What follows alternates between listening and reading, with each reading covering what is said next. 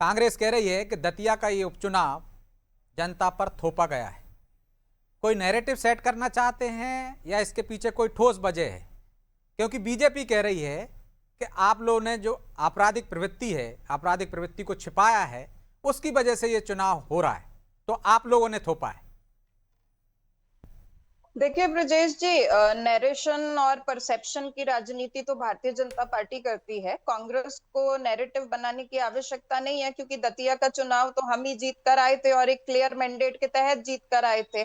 और जो अहंकार भारतीय जनता पार्टी के अंदर संलिप्त था, उसको वहां की जनता ने चुनाव हरवा कर उन्हें जवाब दे दिया था। लेकिन ये बात सत्य है कि इस चुनाव को जनता के ऊपर थोपा गया है, क्योंकि आपने भी वहां पर आदरणीय राजेंद्र भारती जी को कई बार मीडिया के मंचों से ही ये पूछते हुए सुना होगा कि जब लगभग 23 जून 2017 से लेकर 18 जुलाई 2017 तक नरोत्तम मिश्रा जी अयोग्य थे, तो तब भी क्या भारतीय जनता पार्टी ने इतनी तत्परता दिखाई थी? उस समय क्या विधानसभा सचिवालय से कोई अधिसूचना जारी हुई थी उन्हें अयोग्य घोषित करने की? क्या उन्हें मंत्रिमंडल से आपने हटा दिया था?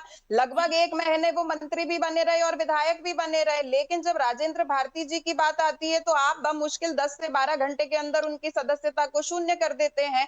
और अभी जब मामला सब जुडिस है, अभी हाईकोर्ट का इसके ऊपर डिसीजन आना है, तो कम से कम एक बार निर्णय तो आ जाने देते। आपको इतनी जल्दी क्या थी इसके ऊपर उपचुनाव कराने की? वैसे भी अगर हम 6 महीने की सीमा देखेंगे तो 1 अक्टूबर तक की सीमा है। तो आप अगर जुलाई के महीने भी रुक जाते, हाईकोर्ट का इसके ऊपर डिसीजन आने देते और उसके बाद इन चुनाव को कंडक्ट कराते। लेकिन भारतीय जनता पार्टी बहुत अच्छे से जानती है कि जिस तरीके से चौतरफा कहीं भ्रष्टाचार के आरोपों में घिरी है, कहीं चढ़ावे चोरी के आरोपों में घिरी हुई है, कहीं पर तो इनके फिर तो और नहीं जाना अस्पतालों चाहिए ना उनको चुनावी मैदान में? जब इतने ये आरोपों तो में घिरे हैं तो डरना चाहिए उनको। बिल्कुल, वो तो डर ही रही है ना ब्रजेश जी। हम फिर तो कह चुनाव रहे हैं मैदान कि में रुक क्यों जा रहे हैं? जाइए ना, आप रुक जाइए ना। हम तो वही कह रहे हैं कि रुक जाइए, इतनी जल्दी क्या है? वैसे भी चुनावी लेकिन आपको मैदान में राहत तो जाएंगे तो मुकेश नरोत्तम मल्होत्रा मिश्रा वाले जी मामले में भी जीतेंगे नहीं नहीं। मिली ना सिंपी जी। ये तो कोर्ट ने आपराधिक मामला था, लेकिन सजा सुना दी, जो प्रावधान है उसके तहत ही हुआ है ना। फिर थोपा हुआ कैसे हो गया? मुकेश भैया मल्होत्रा दस जी के बारह घंटे में मामले नहीं में देते, 2 दिन में निर्णय लेते, तब भी थोपा हुआ ब्रिजेश ही जी कहलाता।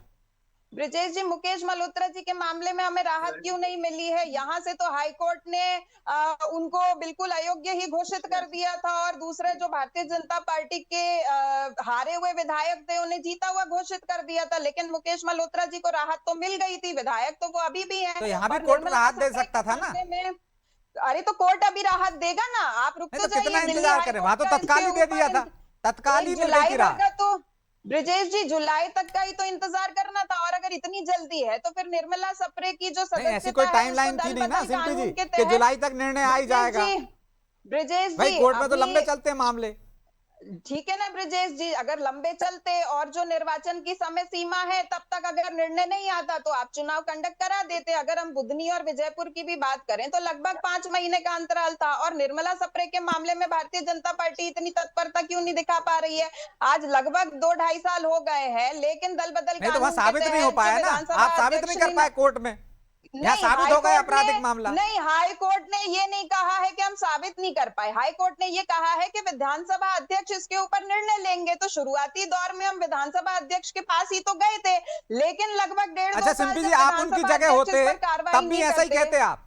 उनकी जगह होते तब भी आप इंतजार नहीं करते? ब्रिजेश जी, हाइपोथेटिकल क्वेश्चंस की बात नहीं होती है कि हम उनकी जगह होते तो नहीं, क्या आप करते। कह रहे लेकिन एक भारतीय उपचुनाव जनता हो रहा पार्टी है, जो उसमें दलील पीसी दे शर्मा रही कह है, रहे हैं सिंपी जी थोपा हुआ है। हमने इस देश में देखा कि सरकारें बिल्कुल बर्खास्त कर दी, पूरे प्रदेशों में चुनाव करा दिए, वो थोपा हुआ नहीं था, एक ब्रिजेश चुनाव जी थोपा वो हुआ तो हो गया।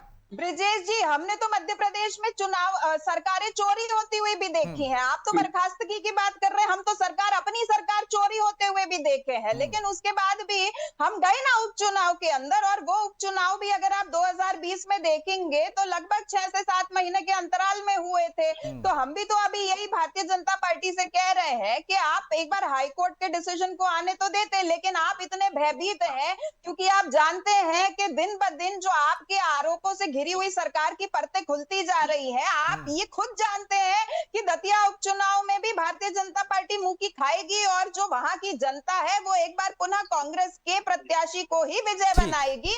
इसका कांग्रेस को 100% हमें यकीन है इस बात का। ठीक।